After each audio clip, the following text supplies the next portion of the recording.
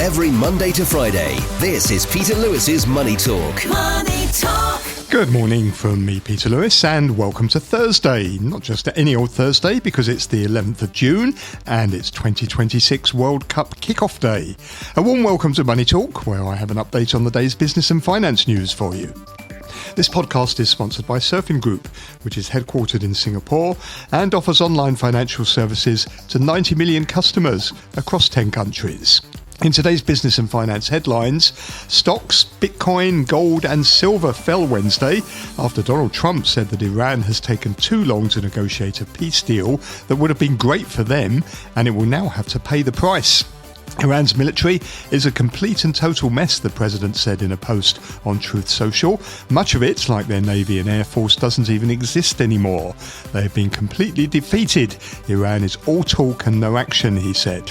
China's factory gate inflation accelerated to its fastest pace in almost 4 years in May, with the producer price index rising 3.9% year-on-year, driven by surging energy and raw material costs. Consumer inflation, by contrast, remained subdued at 1.2%, missing expectations, with month-on-month CPI slipping 0.1% amid a property slump, soft household spending and intense price competition. US consumer inflation accelerated in May to a 3-year high as rising energy costs contributed to pain for consumers, though underlying price pressures were less intense. The consumer price index rose 0.5% for the month, putting the annual inflation rate at 4.2%. However, stripping out volatile food and energy prices, the core CPI accelerated 0.2% for the month and 2.9% from a year ago. While the annual rate was in line with the forecast, the monthly gain was below the 0.3% estimate. Taiwan Semiconductor Manufacturing Company reported a 30% jump in May sales to $13.2 billion, underscoring the relentless global demand for advanced chips as companies race to build out AI infrastructure. Revenue for April and May combined rose about 24% from a year earlier, keeping TSMC on track for analysts' expectations of 35% second quarter growth. On today's programme, I'm joined by Andrew Freris, the CEO of Ecognosis Advisory, and William Ma, Chief Investment Officer at Grow Investment Group. With a view from Taiwan is Ross Feingold, Director of Research at Caerus Consulting in Taipei. And today's Asian Business Newsletter is available at peterlewismoneytalk.substack.com, where you'll find a wealth of information. Peter Lewis's Money Talk. Wall Street was rattled Wednesday by a renewed sell-off in some of the world's largest technology companies, with stocks also falling as a flare-up in geopolitical tensions lifted oil prices. Those worries drove the S&P 500 to a 5-week low, with the benchmark index dropping 1.6% to 7,267. The Dow fell by 953 points, or 1.9%, to 49,919. The Nasdaq Composite dropped 2% to settle at 25,170. US Treasury yields rose Wednesday as data showed inflation at its highest in 3 years. The yield on the 10-year Treasury note was 4 basis points higher at 4.56%. The yield on the 2-year Treasury note rose 3 basis points to 4.15%. The dollar was slightly higher, rising for a second straight day. The US dollar index rose 0.1% to just over 100. The Japanese yen was 0.1% weaker at 160.5 yen per dollar, near the lowest level since July 2024. Adding to pressure on the currency, Bank of Japan Governor Kazuo Ueda has been hospitalized and is set to miss the monetary policy meeting next week. The offshore Chinese yuan was steady, around 6.78 renminbi per dollar. Gold extended its fall to levels last seen in late November 2025 as traders refocused on war-driven inflation. Bullion fell 4.5% to $4,067 an ounce. Oil prices were choppy on Wednesday following a round of retaliatory attacks between the US and Iran. Brent crude rose as much as 3.6% before giving up some of its gains to settle 1.8% higher at $93.10 a barrel. Bitcoin fell 0.5% over the past 24 hours and was last trading at $61,700. Stocks in the Asia-Pacific region resumed their slide Wednesday as technology shares remained under pressure. South Korea's Kospi led regional losses, tumbling 4.5% to 7,731 as chip makers retreated. In Japan, the tech-heavy Nikkei 225 fell 1.9% to 64,179. And in Taiwan, the benchmark TAIEX index tumbled 3.3%. Hong Kong stocks extended losses for a sixth consecutive session. The Hang Seng Index fell 158 points, or 0.6%, to close at 24,408. That's its lowest level since late March. On the mainland, the CSI 300 index closed 1.1% lower at 4,749. Futures markets pointing lower across the region this morning. The Hang Seng in Hong Kong set to start the day with 0.8% losses, and the Nikkei 225 in Japan projected to lose 1.5% at the open. Every Monday to Friday, this is Peter Lewis's Money Talk. Peter Lewis's Money Talk. Much to talk about this morning, so let's welcome our guests and get straight to the discussion. We have with us our regular Thursday morning commentator, Andrew Freris, the CEO of Ecognosis Advisory. Morning to you, Andrew. Good morning, Peter. And also with us up in Shanghai this morning is William Ma, who is Chief Investment Officer at the Grow Investment Group. Very good morning to you, William. Good morning, Peter. Now, as you heard there in the introduction, China's factory gate inflation accelerated to its fastest pace in almost 4 years in May. The producer price index rose 3.9% year on year. It was driven higher by surging energy and raw material costs, and the conflict has pushed up extraction and fuel power prices. Oil and gas extraction jumped 36%, while factories' purchasing costs for fuel and power rose by 10%. On the consumer side, the consumer price inflation index remains subdued at 1.2%, missing expectations. So, Andrew, when we've been talking for quite a long time now about inflation in China, we've been talking about deflation. Suddenly, for the last couple of months, we're talking about factory gate inflation. So can we forget about deflation now, and do we need to focus on inflation, or is it too early to say that? Actually, not at all, because the kind of inflation that the Chinese would have wanted would have been reflecting increases in demand and in consumer spending as opposed to increases in costs. In other words, Chinese deflation is primarily driven not by falling input prices, but by a very weak demand. And the answer to that, if somebody says, prove it, I will tell you, look at the CPI, which is exactly the consumer price index, and it is hardly over 1%. Actually, in the last 3 years, China has been very easy for me to remember. If somebody tells me, what's the rate of inflation in China? I will say it is 1 point something. Okay, it was never big enough to even be 2 point something. Okay, so now seeing that factor inflation going up because of input prices is not at all the same thing as saying that the consumers are spending, because they're not. Retail sales, and of course my favorite 70 minor and major city indexes of newly built residential accommodation that has been shrinking for over 3.5 years. Also, it's going absolutely nowhere.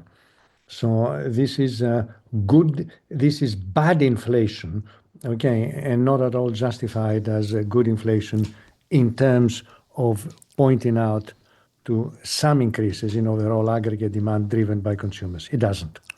I know, obviously, what you're saying there, it's really reflecting poor consumer demand. But could you also look at the bright side and say, well, at least it shows that maybe inflation isn't spreading throughout the rest of the economy, unlike some other countries around the region where it is? I'm trying to look on the bright side. Yeah. No. By all means do. I'm trying to think some, I'm sorry, it sounds almost rude, some logical way of saying, yeah, well, that's a very good idea. And isn't it funny that China was, like everybody else, unable to avoid the fact that increases in oil prices, given also the fact that China has been performing exceptionally well in handling the oil crisis in terms of no shortages, no queues, but nonetheless some increases, particularly in oil related, not in oil themselves in itself, but also in imported costs reflecting oil. The answer is no. I would not say that this is good news. I mean, I'm still uncomfortable that in the case of China, inflation is an aspect of the deflationary economy, and this kind of inflation is not something that pertains to a deflationary economy. It doesn't. Well, William, what's your reading on this? Well, how do you take it? Well, I would be echoing Andrew, but trying to come up from a different angle, because I spend money in Shanghai and China. I see there are some early sign of positive inflation. If you see what I mean, is the Chinese government is trying to create a so-called wealth effect, from the public equities, which I think they are doing slightly positive given the sentiment, and then stop the big internet company and the tycoons in doing the so-called anti-inflation, lowering the price like Meituan, etc. And for example, a coffee from one of the coffee chain was costing like $1 last year, and people are buying, but everyone is losing money. And the latest situation is now $2, meaning that I think the anti-inflation, trying to make sure the company make money, people are still buying. So the short answer, Peter and Andrew, is if you like, I do see consumption coming back, and the anti-inflation impact has been getting positive. The next nick, if you like, is to ensure the sentiment remain continue. And the key point is company earnings and real estate, which I'm seeing signs that in Shanghai and Beijing, in particular, the residential side is showing signs as well. So things are improving, Well, and what's the mood like up in Shanghai? You're there now. What is the vibe like among people? Are they optimistic? Are they going out spending money, dining out at restaurants? What are you seeing there? I see, compared to same time last year, things are much more positive. Compared to early this year, I think what happened in Iran is creating some noise, because inflation is everywhere, oil price increasing, and the uncertainty, people are thinking about, suppose it's going the war end in a month, 2 months, and now, almost 3 months. And second point is, again, I would say perpetual uncertainty, which is President Donald Trump. So don't forget, when Iran situation getting better, last week he come out with a new tariff, saying that maybe 10%. So I believe even at this point, the China-US tariff situation is not being settled down yet. So there are a couple of uncertainty factors that people are still, on top of their head. Okay. Well, look, inflation is very much the theme of the day because we've had inflation numbers from 2 other countries as well. First of all, in Japan, their producer prices rose 6.3% year on year in May. That's the fastest pace in more than 3 years. The jump was well above expectations, also up from April's revised 5.3%. And that reflects sharp increases across petroleum and coal in particular. Monthly PPI rose 0.9%, easing from April's 2.8% surge. So, Andrew, what do you see here? Is there the right type of inflation in Japan? Increases in Japanese interest rates are nearly guaranteed now because we are having a sustainability of inflation that allows the Bank of Japan to say we are firmly above the 3% we want to see, and therefore we'll consider increases in interest rates. It is unfortunate that the governor is ill, but presumably, if the rest of the board decide that this will be a good idea, they will raise interest rates. But in all probability, they might also be willing to see a few more ideas, perhaps a couple of more months before they hit the brakes. Mm. I mean, there is this big gap, though, isn't there, between consumer inflation and PPI. Consumer inflation seems to be stuck at just 1.2%, while wholesale prices are accelerating sharply. What does that mean? I presume this is not good for corporate profits. You could say so, but then the Japanese price indexes, and of course depends which one you're using. And it was an embarrassment of riches in the sense that you have the national and you have the Tokyo, and then you have three separate indexes in terms of core. In other words, some of them increase in fresh food, other ones not increase in fresh food.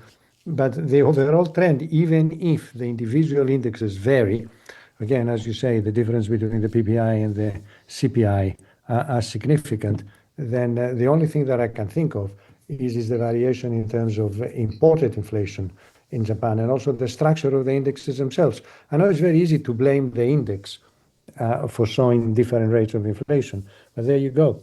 Okay, I'm not particularly concerned that we will be missing out something by not looking at a specific index.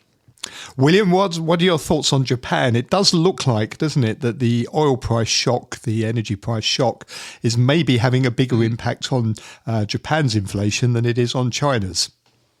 Yeah, very much. I think if you see the news, actually, the consumer in Japan is feeling the pain. You know, I read the article saying that they are out of bananas because one of the sub component of the petrochem, you know, is a chemical that you have to make the banana mature more quickly, you know, after shipping. And then if they're running out of it, and then so people feel the pain, you know, of the war and inflation.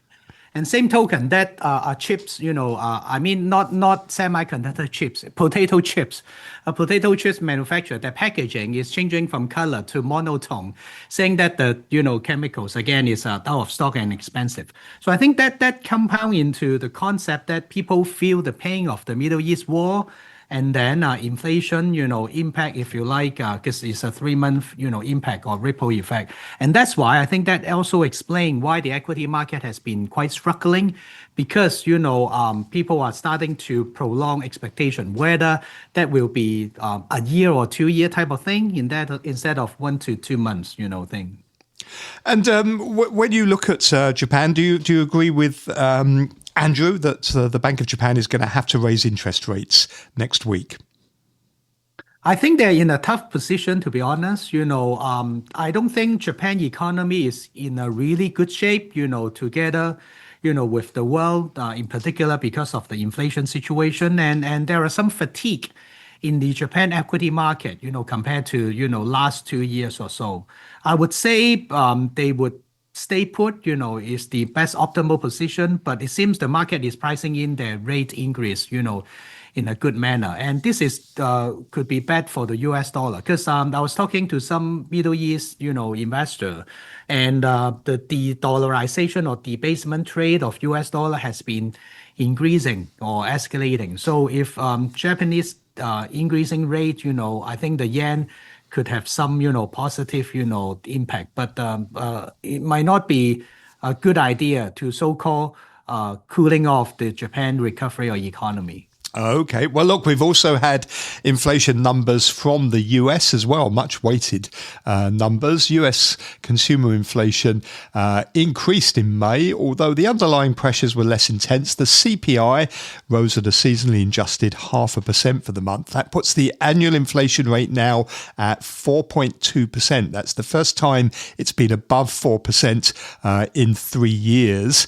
But if you strip out volatile food and energy prices, the core PCI accelerated 0.2% for the month and 2.9% from a year ago. Donald Trump, rather strangely, says he loves inflation. He says the numbers were great. You know what? I really love the inflation, he says. No idea what he means by that. But Andrew, you've been warning about US inflation. We're now above 4%, 2% above the Fed's target. What do they do? Let me explain what actually Trump said, because as usual, no, I'm not for one moment saying that you misquoted him, but the full quotation was that I love this inflation because it is being caused by the war and the shortage of oil. All this is going to disappear very soon, and then inflation, quote, is going to fall down like a rock.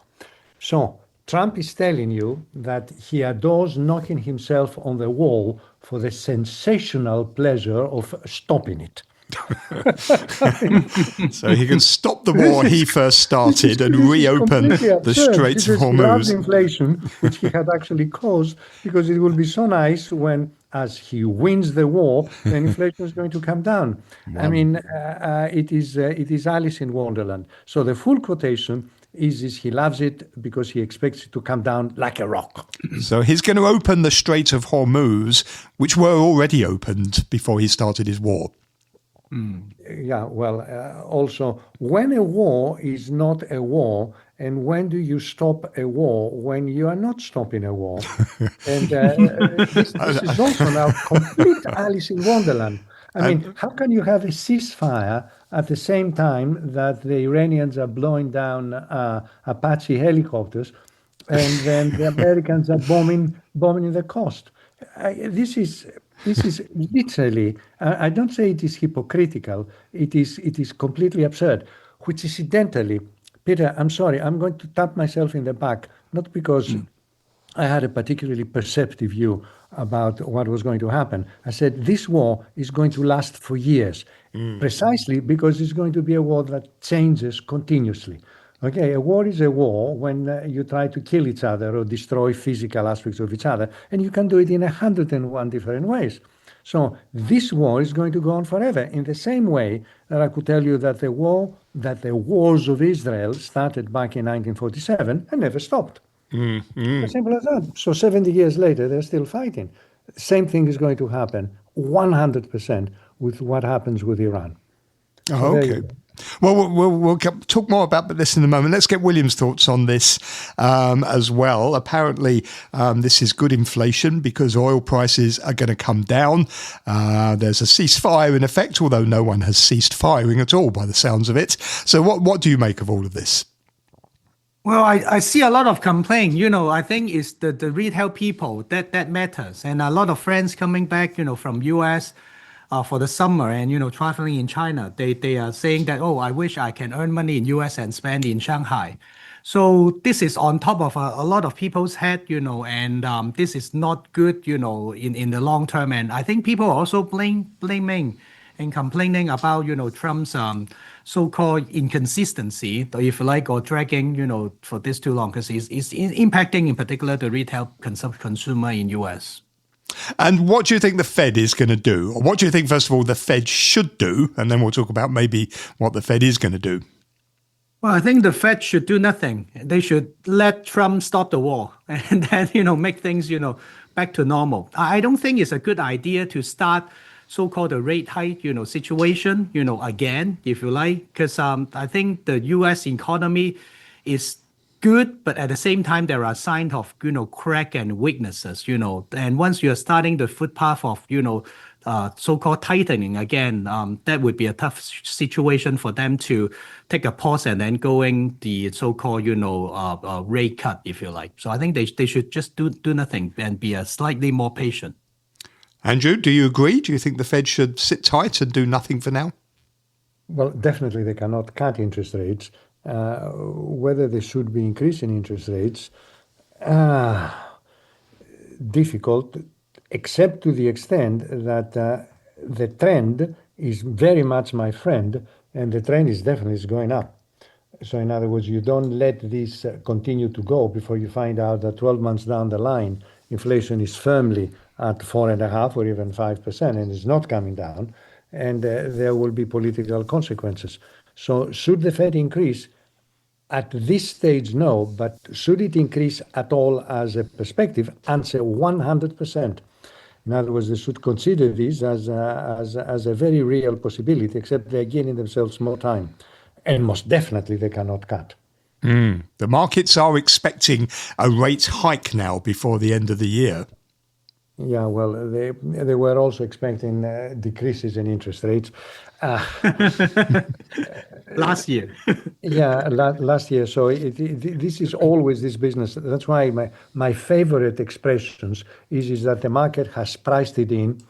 answer is the markets have never priced in anything. They simply react to whatever is happening. Okay, and hence the expectations are, well, expectations are expectations. I don't want to be flippant here, but if you have an inflation that for 4 months in a row it's going up continuously year on year, incidentally, I can't stand whenever they're looking on month to month inflation and they are gauging something out of that.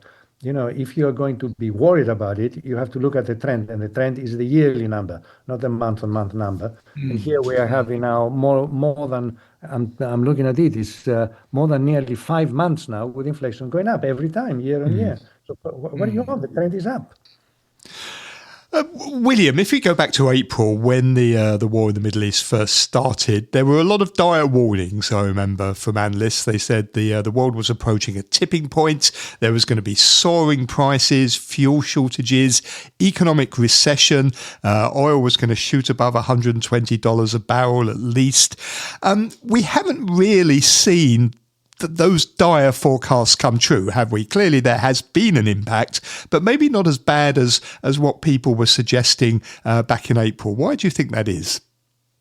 I think there is some buffer. You know, the real economy, no matter the distributor, the supplier, you know, or the companies, usually they have a 3 months to 6 month buffer in terms of the inventory, in terms of, you know, pricing, etc. And we are passing through the pain point. You know, if you look at, you know, starting, you know, March to now, June is like 3 month time.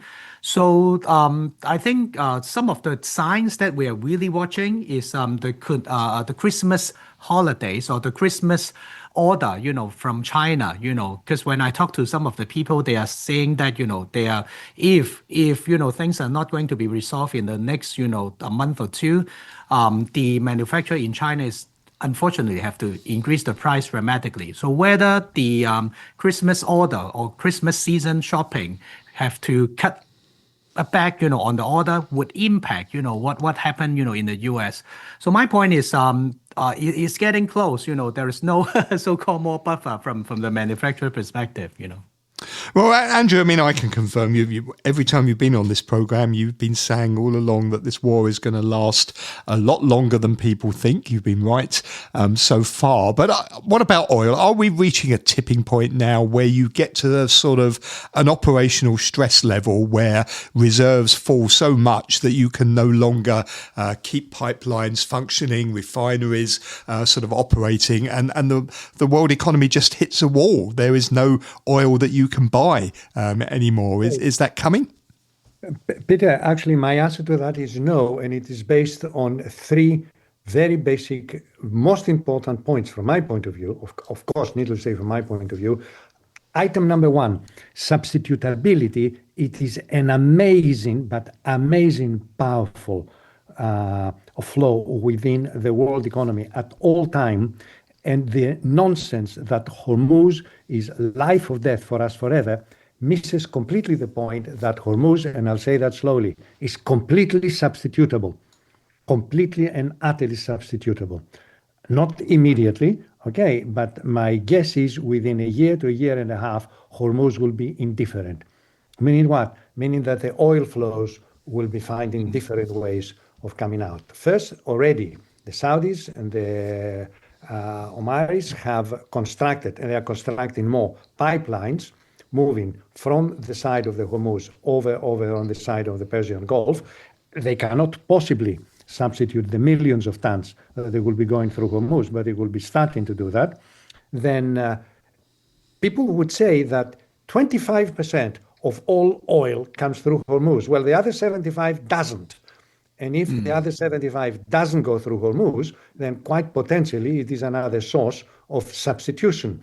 And it is already happening, for example, that Venezuelans are exporting oil, which is particularly heavy to distill, but plenty of oil, much further away from where it is needed, and that is in Asia.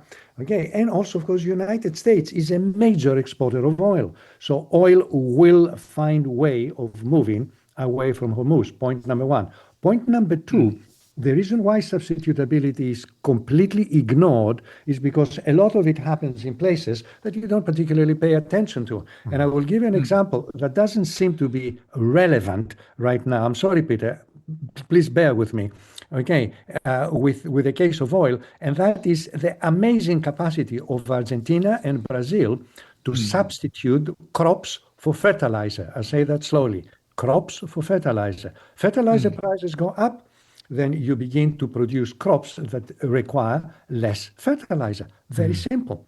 Okay, so the movement of soy, wheat, and corn in Brazil, particularly since they can have 2 crops a year, nobody pays any attention to that because it's not sexy and in top of headlines, okay? But they can do amazing things. So in the same way, also, and we must not forget that the Europeans, after the outbreak of the Ukrainian war, within 2 years, they dropped their dependency on Russian gas for nearly 45% down to 20%. Okay, they substituted with other things. It costs money, of course, and it is uncomfortable, of course. And as usual, the poor will always pay. But come on, give me a break. The poor always pay, so there is nothing new in that. Okay, so within a year and a half, my forecast is Hormuz will be irrelevant. And that is at the huge price to the Iranians. They are not waking up to the fact that controlling the gates of Hormuz will be, okay, go ahead, Hormuz is all you want. It's like me telling you, I control completely the flow of water in my bathtub. Good, fantastic. Play with it. Okay, well, interesting. I mean, we'll certainly have to watch this very closely. But basically, Andrew, you're saying that the Straits of Hormuz, let the Iranians control them because in a year and a half's time, it won't matter. There'll be nothing going through it to control. William, look, before we go, I want to get your thoughts on the markets. Seeing enormous volatility, aren't we, at the moment in the markets in the US, but also here in Asia as well. We've seen Asia-Pacific stocks fall now 4 out of the 5 days, sometimes with big volatility. We're seeing the Kospi up 8% one day, down 8% the next day.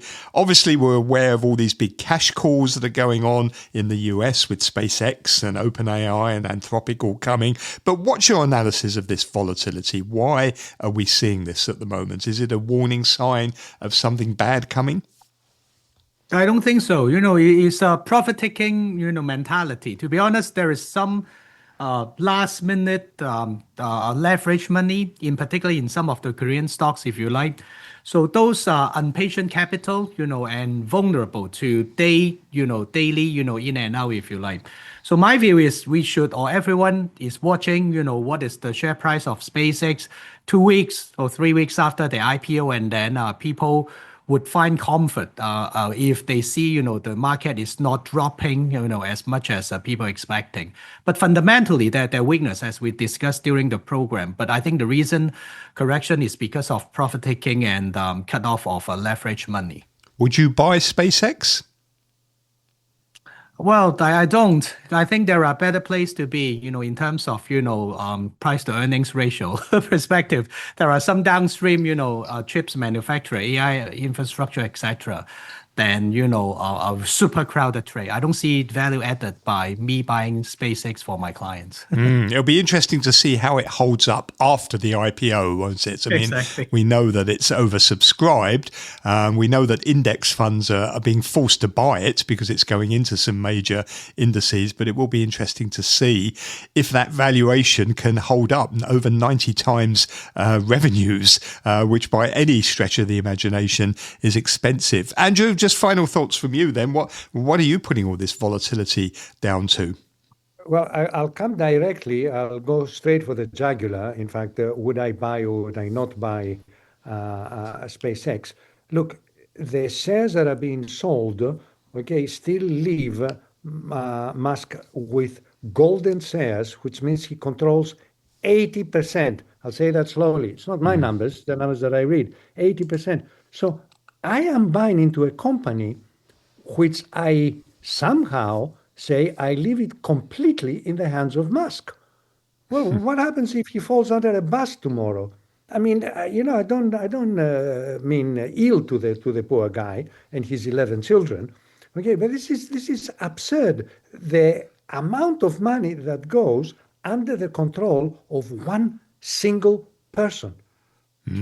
Oh, for Well, God's sakes. well, I when you mean, buy, this is completely absurd. No, but let's all laugh collectively. But this is completely absurd. No, of course I will not touch the place. I will not touch the stock.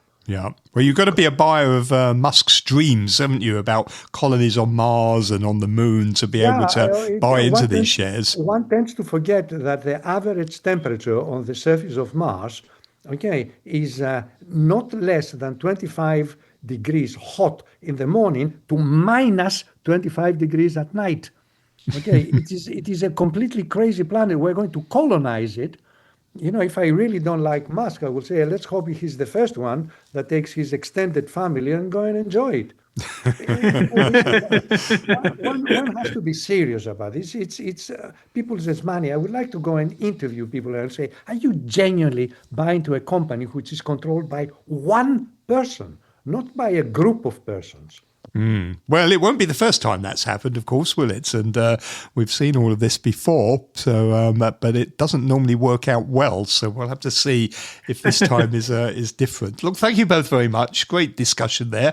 You heard our regular Thursday morning commentator Andrew Freris, who is the CEO of Ecognosis Advisory, and William Marr, who is Chief Investment Officer at Grow Investment Group. Peter Lewis's Money Talk. As it's a Thursday morning, it means it's time for our regular view from Taiwan with Ross Feingold, who is Director of Research at Caerus Consulting in Taipei. Morning, Ross. Good morning.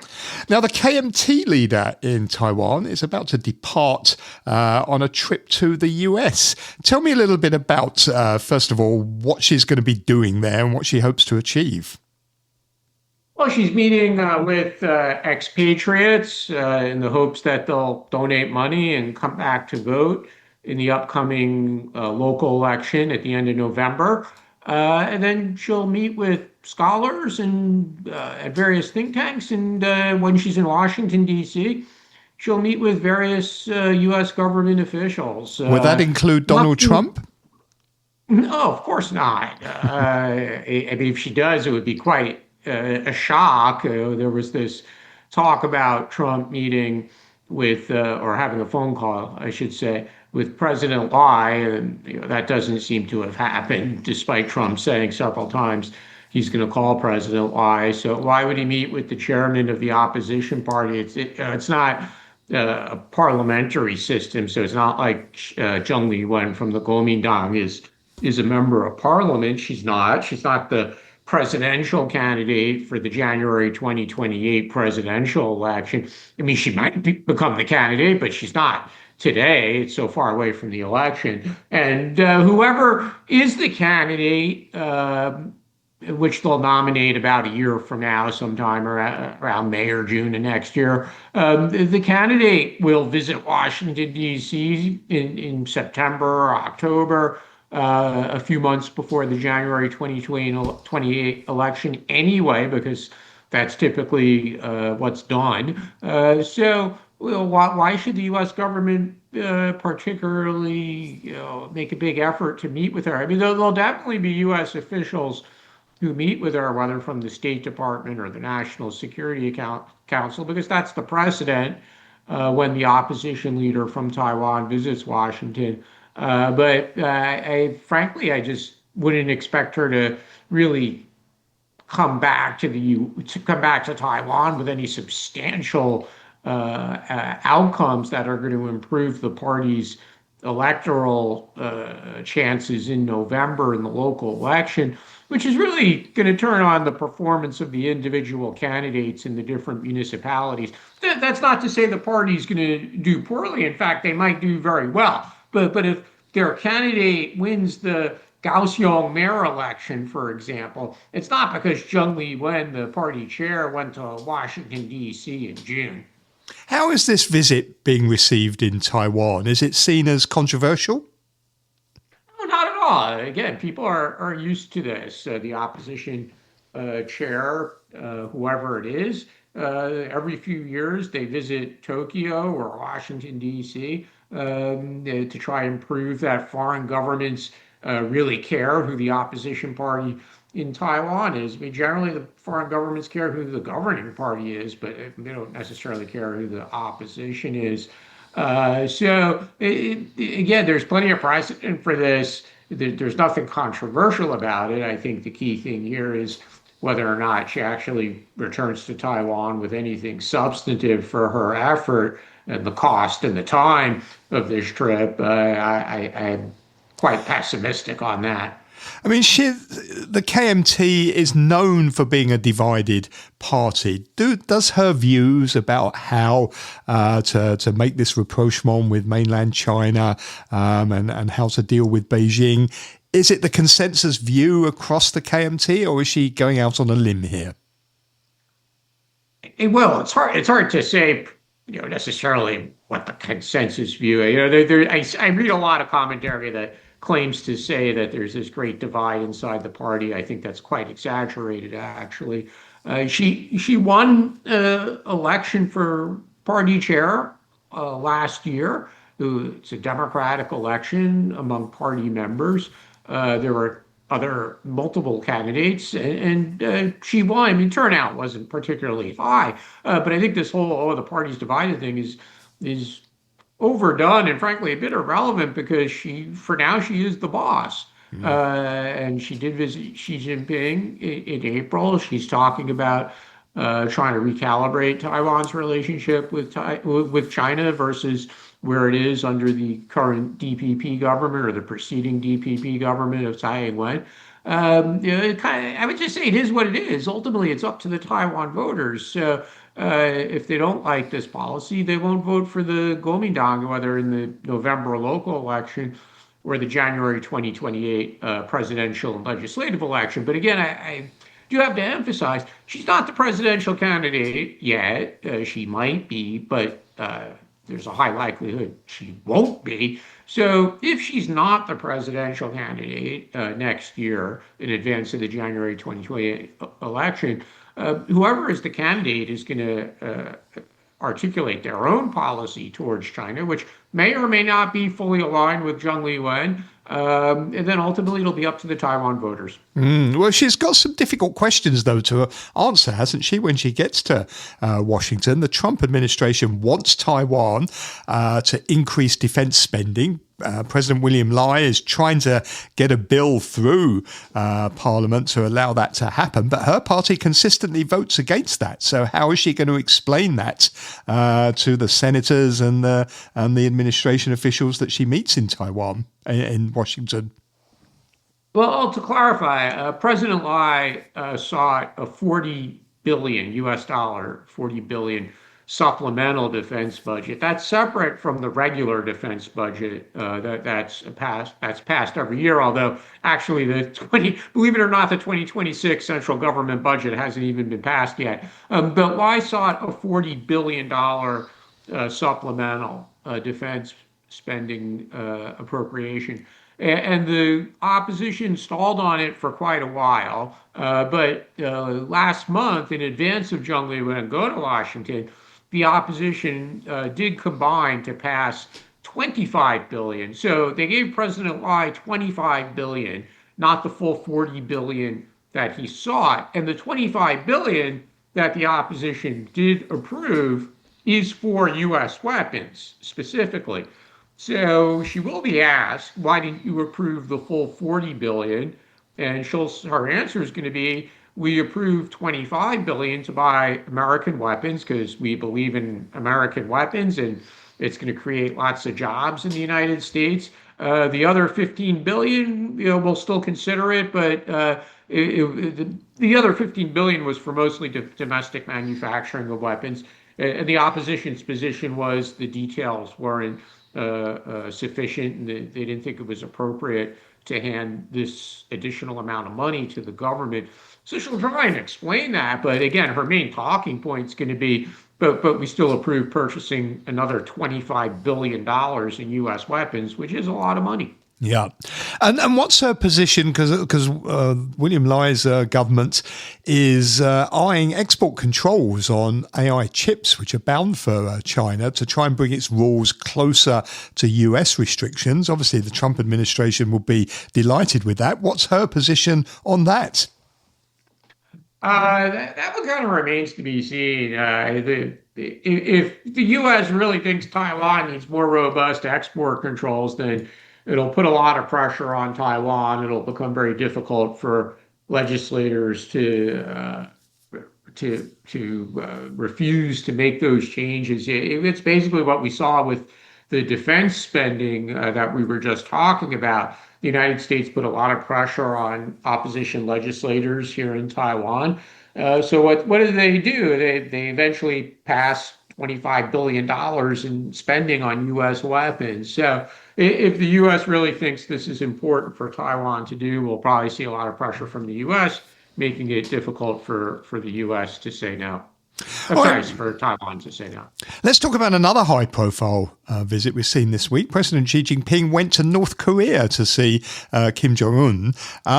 First visit to North Korea in 7 years. Also, his first trip abroad anywhere out of China this year. I would have thought that if you made a list of places that President Xi ought to go to urgently, you wouldn't put North Korea at the top of the list. So why is he there? Why did he go there? I think it's something you got to do once in a while as China's leader. Of course, he couldn't go there during the pandemic period, given he didn't travel much, and North Korea had such strict controls on who could enter the country. So, given that Kim has visited Beijing a few times in recent years, I think he really had no choice. You got to do it once in a while. It's a neighbor and an ally for many years. And of course, there's this whole issue that's been much discussed, whether or not North Korea is becoming too close to Russia for China's liking. I think that's been a bit overdone. Certainly, North Korea has gotten closer to Russia in recent years under their deal where North Korea sent material and men to fight for Russia, and in turn, Russia did provide probably cash and energy, other types of aid to North Korea. But you got to do it once in a while. It does help firm up the relationship, and then we'll move on in the sense that North Korea is not going to stop its provocations. It's not going to stop developing missiles, building more nuclear weapons, and creating mayhem. It doesn't seem that China could really stop that either. No, it doesn't seem like China's ever been able to say or do anything to stop North Korea's nuclear weapons program, even though years ago it seemed to be a policy of China that North Korea would not have nukes. North Korea's President Xi doesn't even mention that, did he, on this trip about North Korea's nukes? Has he given up on that? It seems so. Again, years ago, it did seem like it was China's policy that North Korea should not have nuclear weapons. It joined in sanctions efforts. But as you said, he's not talking about it. It is the reality that North Korea has these nuclear weapons. So what's China going to say? You should get rid of the ones you have and stop research and development? I mean, that just seems really unlikely. So the best thing China could say is, well, we hope there's peace on the Korean Peninsula.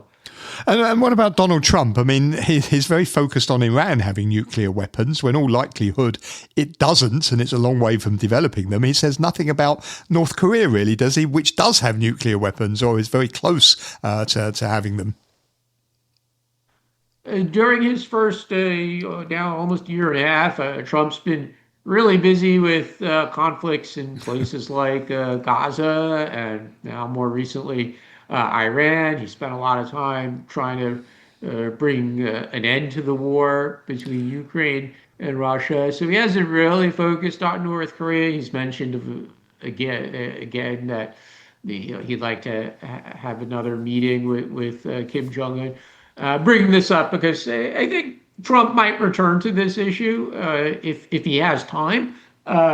Certainly, I'll give a prediction here. If the Democrats take control of one or both houses of Congress in the U.S. election, Trump will probably focus more on foreign policy issues in his remaining 2 years. Maybe that would include meeting Kim Jong-un. But the same point here as discussing Xi Jinping's interactions with Kim Jong-un, North Korea's got the weapons already. So if the U.S. position is you need to give them up, that probably means whatever discussions you have with North Korea are not going to have a fruitful result, because it doesn't seem like North Korea is willing to give them up. And no matter what incentives are offered, such as sanctions relief, North Korea would, at least for the moment, will choose to maintain the weapons and face the sanctions rather than give up the weapons and have sanctions relief. And how much is Trump under pressure now to end the war in Iran, the war that he started, of course? It's fair to say, isn't it, it is not going the way he wanted. I think he and Benjamin Netanyahu were hoping to completely reshape the Middle East, but that hasn't happened at all in the way that they envisaged. And he seems to be getting more and more stuck in the quagmire, and looks more and more rattled about it as well every time he talks about the war in Iran. So what sort of pressure is he under? At this point, I think the pressure's building quite rapidly. I always thought he wanted the war to end maybe within 2 months, certainly by May, and long before the summer travel season began in the U.S., when if gas prices were going to be high, that would be politically damaging. So I think he did want it to end before June, so that gas prices will come back down when Americans get in their cars and travel around. And certainly want it to be done long before the voters focus on the midterm election. And voters a little bit focused now, but traditionally most of the focus begins after the summer at the beginning of September. So he had his timeline, and now we're passing that timeline, and it's becoming a significant political liability for him. So I definitely think he wants to end the war as quickly as possible, but he's got at least 2, maybe 3 goals that haven't been reached. One is the nuclear program, 2 is the missile program, and 3 is the Strait of Hormuz. And originally it was only the first 2. The third one was something that arose as a action by Iran in the course of the war. But if those 3 goals are not achieved, then it's going to be politically damaging if he does end the war, because people will say, well, you started the war and you didn't achieve your goals. And that's why I thought over the past few weeks that absent concessions from Iran, it's highly likely there'll be a resumption of hostilities, and we're starting to see that in recent hours. So if his goals are not achieved, it does become difficult for him to end the war. That's Ross Feingold, who is Director of Research at Caerus Consulting in Taiwan. You're listening to Peter Lewis's Money Talk. Money Talk. Thank you for listening to Money Talk this morning. Do please take a look at my newsletter at peterlewismoneytalk.substack.com. I'm here again tomorrow, and I'll be joined by Francis Lun, the CEO of Venture Smart Asia, and Asian investment strategist Kenny Wen. With a view from Australia is Toby Lawson, the former CEO at Staten Partners. See you tomorrow. Money Talk